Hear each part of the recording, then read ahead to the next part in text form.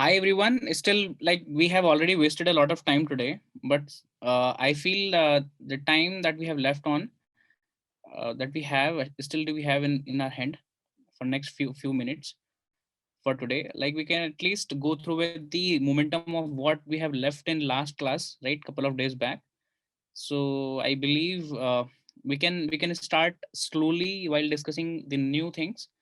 And let me tell you what we have left, in the last class, right? So because there was a gap, I believe many people are not going to join, and it was a random and immediately a kind of notice for you to join this class, right? So however, I believe in next 1 or 2 days people will come in and join. The strength will be increased, right? So let us first of all discuss about we have left on in the last class. I believe, like, if you remember, we have gone through with pointers, and let me show you the syllabus as well. Right, till this point, this is deep learning. Yeah, till this point, recursion, strings, and various commands in the strings. Right, there was a library called string.h. We were using that, right? And functions, arrays, all these things have been completed, right? And we have shared the video or these recordings also with you. So today we're going to discuss about pointers in C language, right? So till recursion we have already completed. We have discussed about the project also, right? So we'll complete the project. I has topics in mind, pointer, structure, union, file input handling. This is called as file handling also, right? And dynamic memory location. Apart from this, then we'll discuss about the project that we have already discussed earlier, and we'll try to complete that in module or modular format, right? In small module, we'll try to complete that, and then in the last, we'll try to merge all these modules to form a one particular project. Okay, so a specific section of these pointers we'll try to cover today itself, and let us try to discuss about these pointers theoretically first, right? So if you remember, we have already discussed what is this pointer. However, let me remind you once again. So pointers are a specific positive number, right, which indicates a memory location, which indicates to a memory location, right? So suppose a variable is there, it has a value which is 10, and this 10 is stored somewhere, right? And the location or the address of this particular memory is suppose 200. So at 200th location, this data is stored. So we want to know whether how many other variables or other data types, they have got some values stored at some locations, right? So what will be the exact address of those particular variables, right? So if we have a pointer, then this pointer will point out to this particular address, right? And this is the specific purpose which we use at different uh, examples, right? And it has a great purpose also to solve in many big programs as well. Okay, so here in pointer we have got various different topics also, and there are topics called in types of pointers. We have various types of pointers. However, if we categorize them in top, right, so pointers are categorized in two types, either typed pointers or non-typed or untyped pointers. Untyped. So in untyped pointers, there is a pointer called suppose void pointer, and and in our syllabus do we have like this uh, dangling pointers, wild pointers, right? And on the other side, type pointers are such type of pointers where any data type is already declared, like integer asterisk a. So this pointer is indicating a particular location where integer type of data will be stored, right? So if integer, double, or float, or such type of values will be stored, then this will be called as type pointers. Or if no value or some specific data where if there is a location, but we are not specifying whether what type of data will be stored in this box, integer or string or character or something like this, right? So then if any blank location is there where you can store any type of information, then this is called as untyped pointers, right? So let us go ahead and try to discuss today about four types of pointers, where the first one is, let us pick up the name from this list itself, null. So we'll talk about null, we'll talk about dangling, we'll talk about wild, and also void. So these are the four types of pointers that we use at different use cases. Okay. So what do you mean by null, dangling, and wild and void, and where do we use it? Let us try to discuss this theoretically, and we'll do it practically as well. Today we'll complete the theoretical part of all these four types of pointers, right? So what do you mean by null? So if you have a main function where any variable is there, suppose you have created integer, a pointer, suppose a is equal to null, right? Which means no specific value is stored at this particular location. You know, like suppose any memory location which is available where no data, no such specific value is stored, then blank information or any garbage information will be available. So purposely we have stored null over there, and null means right now you can consider this null as zero. Right now you can consider this null as zero. It means purposefully or purposely, right? You have given a specific value to your pointer, right? Then this is called as null pointer basically, right? Apart from this, if you have main function void main, and here instead of integer you're creating void, right? Void, then a pointer, right? So what does it mean? You did not declare any type of data type over here. You did not write integer or float, right? Or character or something like this, right? You have simply declared a variable which is a void type where you can store any type of information. But here you only store a specific integer type of information only, right? So this is where you don't know before storing your data, you don't know about the data types of the data, right? Then in such cases you use void pointers. Okay, now let's talk about the third one, right? Let's talk about the third one, right? Here we have wild pointers also. We have wild pointers and dangling pointer. So in dangling pointer, what happens? Suppose there is a memory. There's a memory. Here we have different memory space, right, in the program. And this was for A, this was for B, this was for C. Somehow, in any case, suppose we have deleted the value of this A. We have deleted the value of B. Suppose we had three variables. Out of these three variables, value of A variable and B variables are deleted. Then these positions are free, but still there'll be a location. Suppose location is 100, 200, and 300, right? These are three different locations.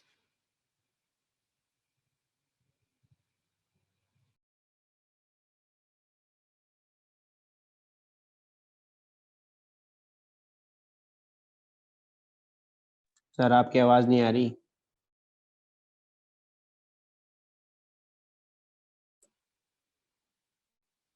Yes. So yeah, so dangling pointer means this pointer, dangling pointer helps us to understand about the locations or memory areas where there is no data available, but still those free memory space are consuming the unnecessary space for us, right? So we'll get to know about those specific areas where there's no data. So, and this is dangling pointer. Okay. So suppose I'll create an example, void main, right? Now suppose we have integer type of data, suppose p, right? Then p have got cleared, CLR. CLR is not a function. Suppose there could be a function where we have deleted the value of p, right? CLR and then p. So if you will print the value of p, then what will happen? Any garbage data will be coming up, right? Any garbage data will be coming up. So this p will indicate the memory spaces about those areas where there is no data available, right? So suppose there are n number of locations, right? There are n number of locations, out of which these three have got deleted. There is no data in these three locations. Then to identify these three addresses, we can use dangling pointers. And it has a great purpose to use somewhere whenever unnecessary memory areas are used. And suppose consider an example where suppose you are using mobile apps, you are using web apps, right? Your websites are created. Then unnecessarily your website is actually going slow down, means it's getting open in more amount of time. The response time of the website is not good. Even response time of your mobile app is not good. And it just because these areas which have been created, which have been cleared, are still available on the memory area, right? And which we don't need anymore. If we need them, if we got to know about these locations, we can use them for different purpose also. We can store some other data as well, right? So to utilize these free spaces, free memory areas in a better way, we can use dangling pointers. Now let's talk about the use case of wild sir pointers. Yes, sir yes. हाँ. Sir इसमें आपने ये जो void main वाला बताया सब बताया था, ये एक बार दोबारा बताना. Void main dangling pointer. हाँ सर, डैगलिंग में. Okay. हाँ, तो इसको एक बार और डिस्कस करते हैं.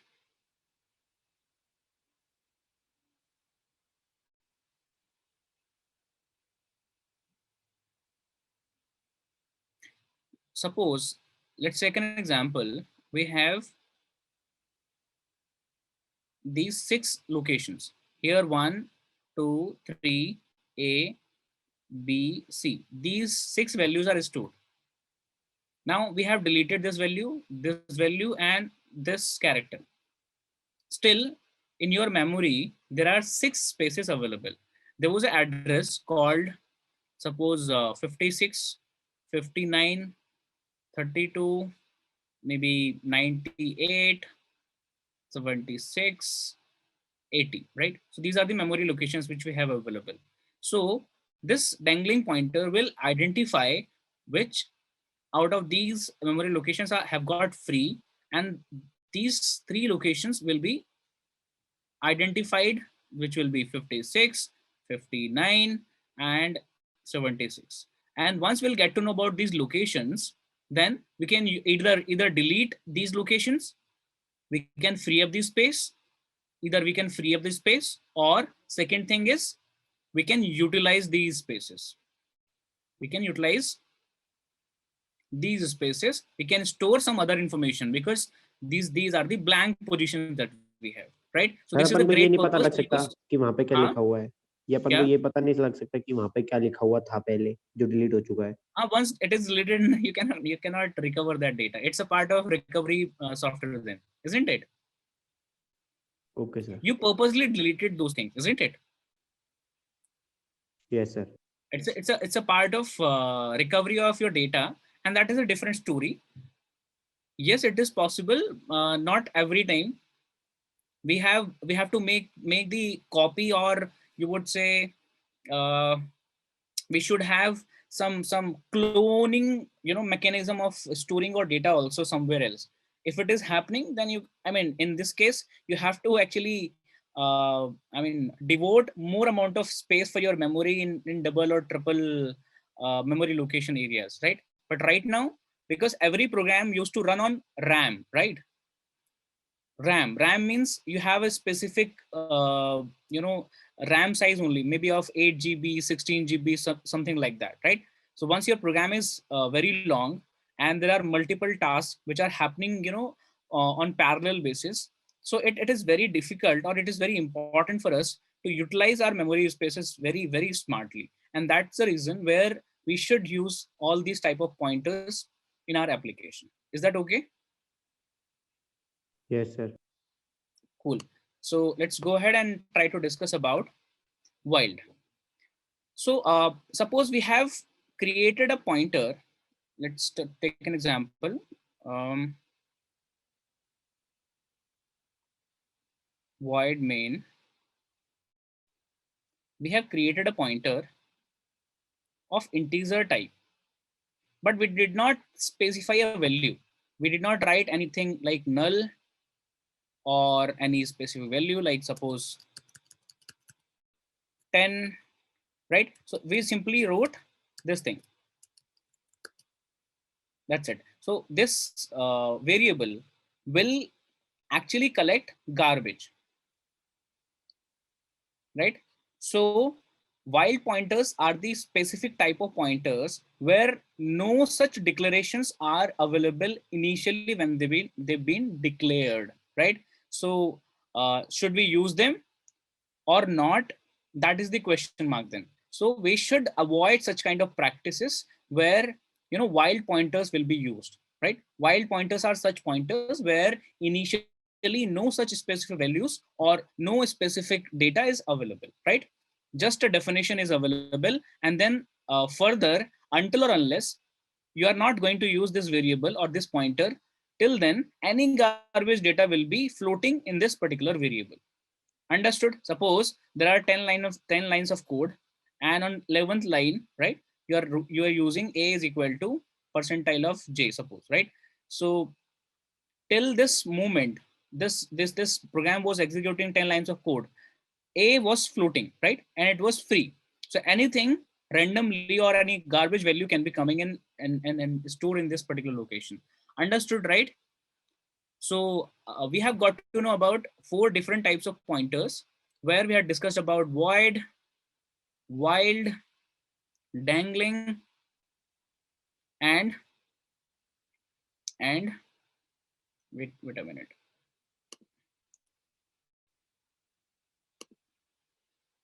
And here also let you see we have got typed and untyped also, right? So data type is available, then typed pointers. If data type is not available, then void pointers, right? And all void pointers are untyped pointers basically, and then null pointers. Specifically, if you just ignore the meaning of all these type of pointers basically, right? If you ignore for a moment, suppose what is this null, what is this dangling, wild, and void.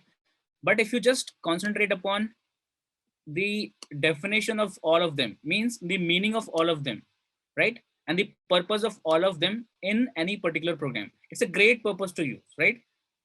So we'll once we'll complete all of these pointer categories. Here we have got near, far, and use pointer also, right? So we have pointers and arrays as well, right? So we'll try to complete these 3 topics tomorrow, and once we'll complete them, then we'll come on to the practical part of these pointers, and we'll try to understand the use cases of pointers in real problem statements. Okay, so today let's try to cover this small section only, and I believe tomorrow you'll all join. Also, you please convince the other students, inform them and make them aware about the classes that we have started, and we'll try to complete these classes in next 5 to 7 days. Okay, can it happen? Can I expect some specific help from your side now? Sir ये जो hackathon वाला वो चल रहा है, इसके अंदर हमको क्या सिखाया जाएगा? अच्छा, हैकिंग वाले में, हाँ। हैकिंग वाले में देखो दो टॉपिक हैं, एथिकल हैकिंग और नेटवर्क पेनिट्रेशन टेस्टिंग, 2 दिन की वर्कशॉप है। सो नेटवर्क में बहुत सारी चीजें आती है ना, वाईफाई राउटर हैं, तो सर ये अपन को क्लाउड है, वाईफाई वाईफाई हैकिंग करना कनेक्टिविटी। सिखाएगा? हैकिंग से ज्यादा इंपॉर्टेंट है उसकी पेनिट्रेशन, पता कैसे चलेगा कि हैकिंग हो सकती है कि उसमें नहीं हो सकती है। अच्छा। और तभी पता चलेगा इसके अंदर कि जब हैकिंग हो जाएगी तो हैकिंग करके कैसे हैकिंग कर सकते हैं और कैसे उससे बच भी सकते हैं, दोनों चीजें इसमें रहने वाली है। और तो दोनों केवल चीज वाईफाई के लिए बताया नहीं है, जाएगा? काफी सारी चीजों के लिए, वेबसाइट के लिए, सर्वर्स के लिए, मतलब नेटवर्क्स के लिए, बहुत सारे अलग तरह के नेटवर्क्स हैं, है ना। ओके तो सर। लोकल लोकल नेटवर्क है, पब्लिक नेटवर्क है, कैसे उन सब चीजों को समझा जाए, कहाँ पे लूप होल रह गए हैं। अगर if suppose there are network security experts, तो वो क्या देखते होंगे, कैसे पता चलता होगा उनको कि यार हमारे लूप होल कौन से हैं, है ना। तो पहले वो अटैक करके देखते होंगे कौन कौन से अटैक्स हैं, जो पॉपुलर अटैक्स हैं जो इन इन नेटवर्क पे होते हैं, उनसे बचाना कैसे होता है, वो सब चीजें इसके अंदर रहने वाली है और प्रैक्टिकल रहने वाली है। ठीक है। Okay sir. तो सर ये मतलब कि 2 दिन में अपन को इतना सारा कुछ सिखा देंगे? 2 दिन में ही? हाँ यार, ये बहुत अच्छा क्वेश्चन है। इसमें देखने को आपको बहुत कुछ मिलने वाला है, सीखने को अच्छा कुछ मिलने वाला है, लेकिन उसकी प्रैक्टिस करने के लिए हम लोग इस चीज को, इस सीरीज को कंटिन्यू कर रहे हैं आगे भी। तो अभी जैसे कि 2 दिन की होगी, वैसे ही एक और वीक में, एक वीक छोड़ के शायद फिर से हम लोग इस चीज को कंटिन्यू करेंगे। नेटवर्क के बाद में शायद ये है सर्वर पेनिट्रेशन टेस्टिंग, फिर मोबाइल ऐप सिक्योरिटी, है ओके ना। तो सर। ये एक टॉपिक है जो कि कंटिन्यूशन में आगे भी आने वाला है, ठीक है ना। Yes sir. क्योंकि 2 दिन में जो मैंने चीजें बोली वो चीज आपको समझ में आ जाएगी, लेकिन उसके बाद आपको प्रैक्टिस करनी है, फिर आपके क्वेश्चंस होंगे, फिर आपको कुछ ना कुछ इनपुट चाहिए होंगे। That is going to happen in next couple of series of this particular mister of workshops.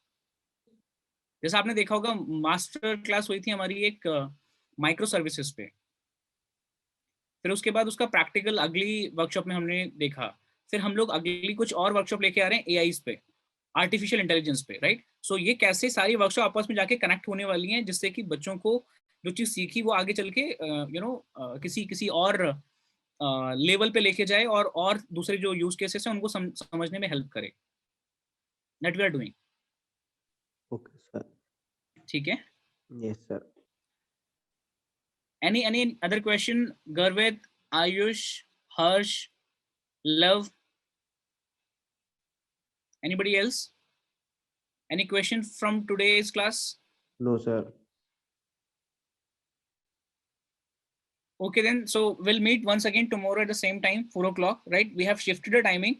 We thought it was a little late by 8:30 to 9:30. So we have shifted the timing to 4 o'clock, and we'll try to finish this journey of C programming course with this timing itself in next 5 to 7 days. Okay. So let's meet tomorrow and try to practice these things, whatever we have done in last couple of classes. And if you have some questions related to the pointers, please try to collect them, and tomorrow we'll discuss them as well. Okay. Okay sir. Okay then. Bye bye.